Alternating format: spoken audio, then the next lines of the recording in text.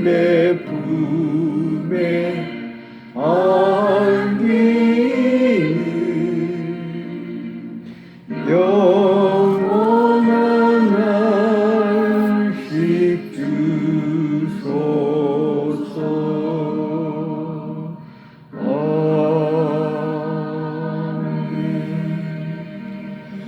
같이 기도드리겠습니다. 거룩하신 주님, 주님은 이 세상을 지으실 때도 오직 말씀으로 이 세상을 창조하셨습니다. 또 무엇을 하더라도 오직 말씀으로 명령하시면 그 모든 것이 주님께서 말씀하신 대로 다 이루어졌습니다. 오늘도 주의 뜻을 말씀 가운데서 드러나게 하십니다. 그 말씀이 우리를 생명으로 인도합니다. 오늘도 말씀 가운데 주의 뜻이 어디 있는지 주여 저희들이 주님의 뜻을 주의 말씀을 듣는 가운데 판단할 수 있게 하여 주시옵소서. 우리에게 영과 지혜를 주시어서 우리가 주의 말씀을 잘 알아들을 수 있게 도와주시옵소서. 오직 우리 주 예수 그리스도의 이름으로 기도를 드립니다.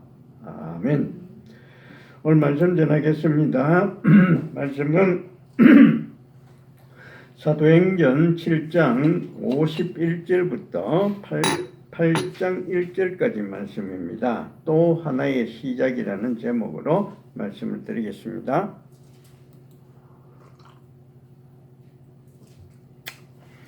(51절부터) 8장 1절까지 말씀 같이 한번 읽어보겠습니다. 목이 곧고 마음과 귀에 할례를 받지 못한 사람들아, 너희도 너희 조상과 같이 항상 성령을 거스르는도다. 너희 조상들이 선지자들 중에 누구를 박해하지 아니하였느냐? 의인이 오시리라 예고한 자들을 그들이 죽였고, 이제 너희는 그 의인을 잡아준 자요 살인한 자가 되나니, 너희는 천사가 전한 율법을 받고도 지키지 아니하였도다 하니라. 그들이 이 말을 듣고 마음에 찔려 그를 향하여 이를 갈거늘 스데반이 성령 충만하여 하늘을 우러러 주목하여 하나님의 영광과 및 예수께서 하나님 우편에 서신 것을 보고 말하되, 보라, 하늘이 열리고 인자가 하나님 우편에 서신 것을 보노라 하는데, 큰 소리를 지르며 길을 막고 일제히 그에게 달려들어 성 밖으로 내치고 돌로 칠세 정인들이 옷을 벗어 사울이라 하는 청년의 발 앞에 두니라. 그들이 돌로 스데반을 치니 스데반이 부르짖어 이르되, 주 예수여 내 영혼을 받으시옵소서 하고 무릎을 꿇고 크게 불러 이르되, 주여 이 죄를 그들에게 돌리지 마옵소서. 이 말을 하고 자니라. 사울은 그가 죽임을 당함을 마땅히 여기더라. 그날에 예루살렘에 있는 교회에 큰 박해가 있어서 사도의는 다 유대와 사마리아 모든 땅으로 흩어지니라. 아멘. 며칠 전에 선거가 있었어요. 선거가 있었는데 선거에 크게 어려운 일은 없었는데 그냥 약간의 작은 일이 있었죠. 그렇지만 큰 문제가 없었기 때문에 이내 지금 많이 조용해졌습니다. 그런데 이 세상이 평안하다, 조용하다 이럴 때 우리 꼭 기억해 줘야 될 말씀이 하나 있습니다. 이런 말씀이에요. 스가랴서 1장에 나오는 말씀인데요. 스가랴서 1장에 보시면 스가랴가 어디에 있는지 아시는 분? 스가랴가 예언서인데 저 뒤쪽에 있습니다.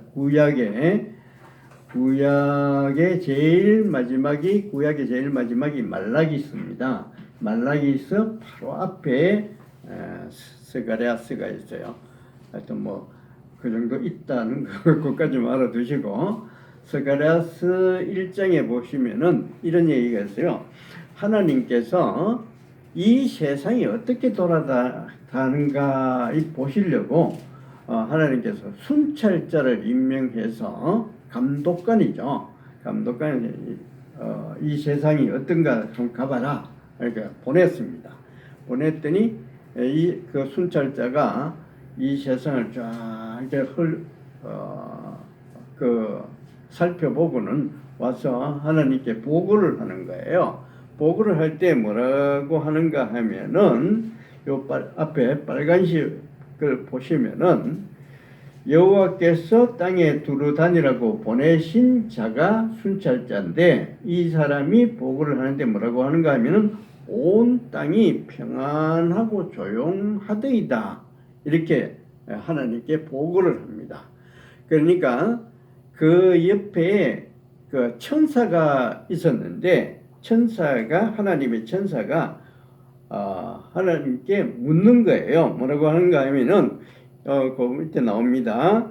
여호와의 천사가 대답하여 이르되 만군의 여호와여 여호와께서 언제까지 예루살렘과 유다 성읍들을 불쌍히 여기지 아니하시려 하나이까.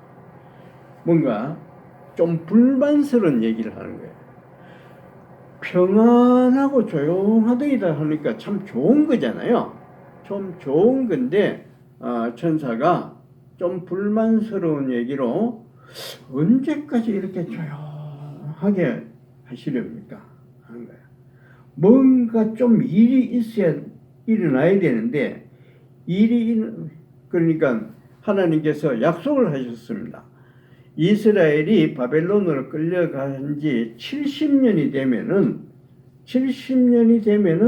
다시 이스라엘을 바벨론에서 데려오시겠다고 약속을 하셨어요.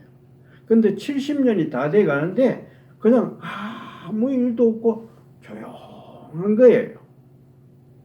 그러니까 너무 조용하니까 천사가 불만을 했어요. 어떻게 하려고 이러십니까? 약속 시간은 다 돼 가는데. 이런 소리예요. 자, 방금 그 이스라엘 얘기를 하고 있었는데 이스라엘 그 사도들이 나가서 말씀을 전했습니다. 말씀을 전하니까 와, 이 사람들이 깜짝 놀란 거예요. 아, 이런 일이 있었구나. 그러면서 베드로가 열심히 말씀을 전하니까 사람들이 쑥쑥 들어오는 거예요. 회개하고 믿는 사람이 굉장히 많아졌습니다. 하루아침에 3,000명이 회개하고 5,000명이 회개하고 막 들어오는 거예요. 그러니까 이게 세상이 평안해진 거예요. 우리 기독교인들로 봐서는 평안해진 거예요. 사람들은 쑥쑥 들어와요. 좋잖아요. 그런데 이것을 못마땅하게 보는 사람들도 있죠. 유대의 종교 지도자들하고 대부분의 유대 사람들, 이스라엘 사람들, 좀 못마땅한 눈으로 보는 거예요. 그 사람들은 하나님만 믿는 사람인데 베드로라는 사람, 사도라는 사람들이 나와서 하나님도 있지만 예수님이 하나님의 아들이다. 이 사람을 믿어야 우리가 구원을 받는다. 이렇게 전했어요. 근데 사람들이 그 말을 듣고 막 들어와요. 그쪽으로 빨려 들어가요. 그러니까 못마땅한데 전하지 말라고. 그런 말 하지 못하게 잡아오고 매도 때리고 했는데 이게 통하지를 않아요. 이 사람들은 나가서 또 전하는 거예요. 자꾸 믿는 사람의 수가 점점 늘어나요. 말리고 싶은데 잘 안 돼요. 점점 늘어나요. 이게 뭔가 하면은 평안한 겁니다. 평안해요. 좋죠. 사도들로 봐서는 얘기를 하는데 자꾸 사람들이 들어오고 공동체가 생기고 점점 사람이 많아지는 거예요. 참 좋은 겁니다. 좋으니까 좋다 이러고 있는데 이게 평안한 겁니다. 그런데 점점 사람이 많아지니까 이 사람들을 관리할 사람들이 필요해요. 그게 뭔가 하면은 서대반과 7 집사의 얘기입니다. 우리들은 할 일이 너무 많은데 요 사람들을 관리해 줄 사람이 필요하다. 그래서 7명을 뽑았습니다. 그 사람들이 바로 7 집사예요. 자, 집사라는 게 뭔가 하면은 일꾼이에요. 교회 일할 게 너무 많은데 근데 일꾼이 필요하다. 그래서 성령에 충만하고 유능한 사람 7 사람을 뽑았습니다. 집사가 뭔가 일하려고 뽑은 일꾼이에요. 교회에 집사의 직책이 있지만 이 사람들 이 감투가 아니에요. 감투가 아니고 이 사람 일꾼이에요. 자, 7 집사를 뽑아서 이 사람들이 일을 잘 했습니다. 그 중에 특히 어떤 사람이 뛰어났는가 하면 스데반이라는 사람이 뛰어났어요. 그래서 이 사람이 워낙 잘하니까 주위에서 싫어하는 사람도 많은 거죠. 원래 뭔가 하나 툭 튀어나오면은 주위에서 무너뜨리려고 하는 사람들 많은 법이에요. 그래서 막 어떻게 해서든지 끌고 내리려고 하는 사람들이 많았는데 그 중에서 어떤 사람이 속이 상하니까 거짓으로 고발을 했습니다. 뭐라고 얘기했는가 하면은 스데반이 모세를 비방한다. 성전을 해방시킨다 하면서 이렇게 거짓 고발을 했어요. 자, 그러니까 스데반이 좀 지혜롭게 그때는 좀 살짝 좀 물러서 있다가 또 다시 전하고 이러면 좋은데 그게 아니에요. 성령이 충만하니까 전혀 두려워하지 않고 그대로 계속해서 말씀을 전한 거예요. 일을 열심히 했습니다.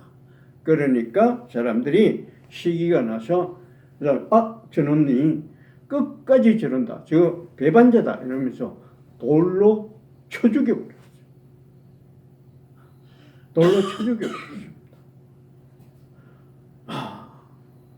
자, 요렇게 되니까 요런 사건이 생기니까 그렇지 않아도 종교 지도자들은 못마땅하게 보고 있었는데 요 기회다 싶어서 요런 일이 생기니까 그것을 기회로 삼아서 믿는 사람을 그때부터 막 두들겨 패기 시작합니다. 막 잡아와요. 내가 너희들 믿지 말라고 했잖아. 그런데 들어가지 말라고 했잖아. 근데 왜 하나님을 믿지 않고 이상한 예수라는 사람을 믿는 그런 데로 들어가냐 하면서 예수를 믿는 기독교인들을 막 붙잡아서 감옥에 넣고 죽이고 이렇게 박해가 시작됐어요. 자, 이렇게 되면은 어떻게 됩니까? 믿는 사람들이 예루살렘에 가만히 있다가 점점 좋아지니까 좋다 하고 있었는데 박해가 시작되니까 도망가야 되잖아요. 그죠? 도망가야 돼요. 막 뿔뿔이 흩어진 겁니다. 자기한테 편한 대로 아무데나 예루살렘을 떠나서 막 흩어지는 거예요. 믿는 사람들이. 거의 예루살렘에서는 믿는 사람이 사라졌어요. 전부 다 주위의 나라로 도망을 갔습니다. 요 사람들을 가리켜서 뭐라고 하는가 하면은 우리가 그전에도 있었지만 디아스포라라고 합니다. 디아스포라. 멀리 예루살렘에 살지 못하고 이스라엘에 살지 못하고 멀리 떨어진 사람들. 디아스포라고 그래요. 자, 요런 사람들로 인해서 어떤 일이 생겼냐? 이 사람들이 가는 곳마다 하나님의 말씀을 전하기 시작했어요. 예수 그리스도를 전하기 시작했습니다. 이 사람들이 사마리아로 갔어요. 사마리아의 말씀을 전하기 시작했어요. 사마리아 사람들이 말씀을 듣기 시작했어요. 이 사람들이 예루살렘을 떠나서 갑바도기아로 갔어요. 갑바도기아에 가서 말씀을 막 전하기 시작했어요. 갑바도기아, 에티오피아, 에집트 여러 곳으로 세상 전체로 말씀이 흩어져서 말씀을 전하기 시작해요. 그래서 비로소 온 세상에 하나님의 말씀이 전파되기 시작했습니다. 그냥 가만히 있어서 편하다 하면서 예루살렘에 있기만 하면은 점점 사람들이 믿는 사람이 늘어나서 좋다 하면서 예루살렘에 있기만 하면은 세상 사람들은 예루살렘 밖에 있는 사람들은 예수에 대해서 전혀 모릅니다. 전혀 몰라요. 이게 편안한 상태예요. 그런데 박해가 시작되니까 이게 어려운 상태잖아요. 어려운 상태니까 박해가 시작되니까 하나님의 말씀이 그때부터 퍼져나가기 시작한 겁니다. 내게도요, 우리들에게도 어려운 일이 닥칠 수가 있어요. 이 세상 살아가다가 힘든 일을 겪을 수가 있어요. 대개 이럴 때 사람들 어떻게 하면, 하나님 왜 이렇게 하십니까? 하나님 도대체 살아계시는 겁니까? 살아계시지 않는 겁니까? 어떻게 믿는 사람들한테 이렇게 하실 수가 있습니까? 이렇게 돼요. 뭐 세상 사람들이 어쩔 수 없어요. 사람인데 편한 게 좋잖아요. 편한 게 좋으니까 어려움을 당하면은 막 불평하고 그렇게 될 수밖에 없습니다. 그런데 이게 시간을 지나놓고 보면은 나중에 보면은 이게 내한테도 좋지만 다른 사람들한테도 좋은 결과가 일어나요. 사람들은 되게 다 편안한 걸 좋아해요. 이스라엘 사람들이 원래 어디에 있었어요? 원래 어디에 있었는가 하면 에집트에 노예 생활을 하고 있었습니다. 그런데 에집트에서 노예 생활을 하고 있었는데 모세가 나와서 이 사람들을 여기서 광야로 데리고 갔습니다. 노예에서 풀어서 자유인이 되게 해서 광야로 데리고 갔어요. 근데 한번 생각해 봅시다. 에집트에 있는 노예 생활이 좋겠습니까? 안 그러면 광야에 가서, 광야는 먹을 것도 없어요. 먹을 것도 없어요. 물도 없어요. 아주 귀해요. 정말 힘든 곳이에요. 광야로 나가서 사는 게 좋겠어요. 그래서 에집트에서 노예 생활이지만 에집트에 있는 게 낫겠어요. 뭐 둘 다 안 좋겠지만 둘 다 좋지는 않겠지만 그래도 에집트에서 노예 생활을 하고 있으면은 내 몸이 편합니다. 편해요. 나중에는 어떻게 될 것일지라도 편해요. 그게 사람들은 대개 어떤가 하면 이런 상태를 좋아해요. 이게 어떤가 하면 조용한 상태예요. 감찰자들이 하나님께서 보내주신 감찰자들이 와서 보고는 세상이 평안합니다 하는 상태가 이런 상태예요. 근데 이런 상태는 계속 흘러가 봐야 천년이 흐르고 만년이 흘러가 봐야 그냥 노예 생활일 뿐이에요. 그거는 노예 생활의 연장일 뿐입니다. 다른 것 아무것도 더 이상 발전할 게 없어요. 그렇지만 광야로 가면은 그 다음부터는 광야에서 하나님의 음성을 들을 수가 있고요. 거기에서는 하나님이 하늘에서 내려주시는 만나를 먹을 수가 있어요. 만나라는 것을 구경할 수가 있어요. 하늘에 메추라기가 뚝 떨어져서 우리들을 먹여 살려준다는 것을 깨달을 수 있어요. 홍해가 갈라지는 기적을 볼 수가 있어요. 그것을 위해서 하나님께서 우리에게 어려움을 주시는 겁니다. 때로는 사람들이요, 힘든 일, 어려운 일 겪을 수밖에 없어요. 막 하나님을 불평할 수밖에 없는 그런 상황으로 몰고 가는 때가 많습니다. 왜 이렇게 하십니까? 왜 이렇게 하십니까? 믿는 사람들한테 왜 이렇게 힘든 일을 주십니까? 이렇게 할 수가 있는데, 그때 불평하기보다는 이게 나에게 주시는 또 하나의 기회가 되는구나, 이렇게 생각하시고 이것을 극복해내려고 애를 쓰셔야 됩니다. 내가 그냥 주저앉아서 왜 이렇게 하십니까? 이렇게 하지만 마시고 여기서 한 걸음 더 나가야 되는구나. 근데 하나 주의할 게 있어요. 어떤가 하면요, 이런 어려움 한 번 하고 그치면 좋은데 계속 가요. 계속 가요. 쉽게 그치지 않아요. 왜 그런가 하면 하나님께서 우리의 믿음을 더 키우려고 하시는 거예요.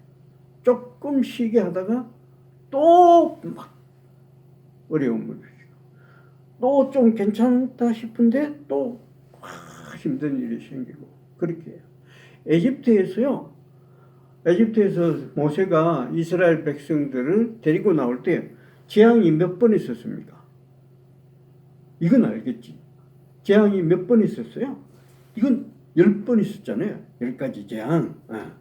10가지 재앙이 있는데, 재앙하니까 바로만 얘기를 생각하기 쉽죠.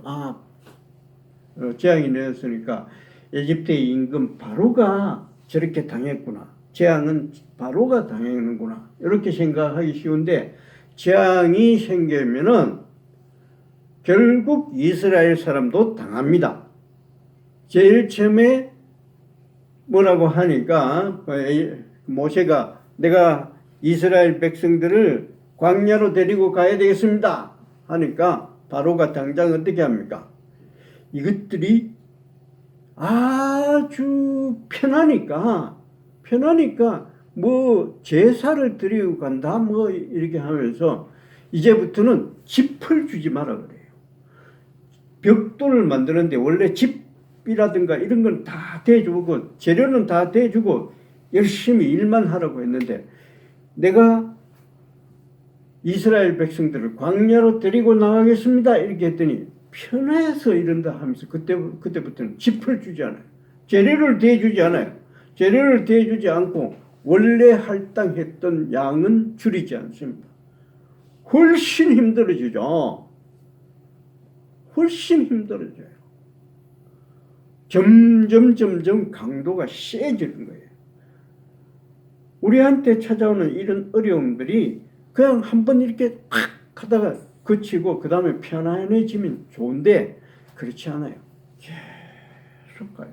계속 가요. 왜 그런가 하면 하나님께서 어느 정도의 분량을 채우려고 하시는 거예요. 우리의 믿음이 이런 상태에 있는 것이 아니라 좀 한 그레이드 더 높여서 좀 더 큰 믿음으로 데리고 가려고 그렇게 하시는 거예요. 이때 우리가 꼭 해야 할 일이 있는데, 요거 한마디만 하고 마치겠습니다. 기도를 잊어버리지 말아야 돼요. 대개 사람들은 너무 힘들면은 기도하는 것을 포기해요. 해도 안 되니까. 이 기도가 무슨 필요했냐? 하나님이 계시냐? 자꾸 내한테 어려움이 닥치니까. 저도 많이 당했어요. 많이 당했어요. 그래서 너무 힘드니까 막 포기하고 싶은 거예요. 이 기도가 필요 없다 싶은 거예요.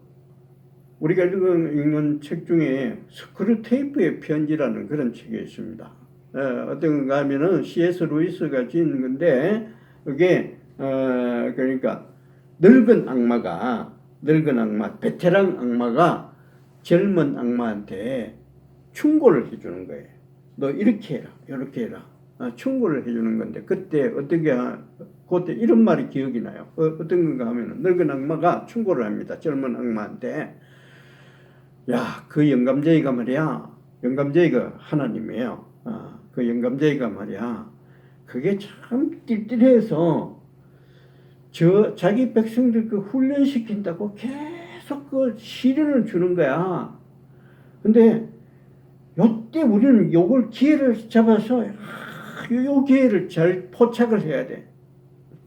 그 영감쟁이가 정신 차리기 전에 요때 이 믿는 사람들을 전부 다 우리 편으로 끌어와야 된다는 거야.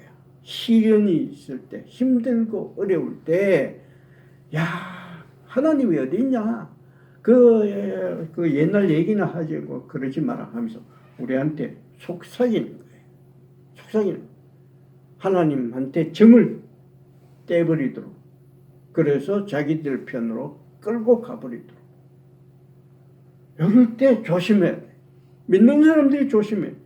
하나님께서는 우리의 믿음을 키우시려고 한 그레이드 높이려고 이렇게 우리에게 시련을 주는데 요 기회를 악마들이 포착을 하는 거예요.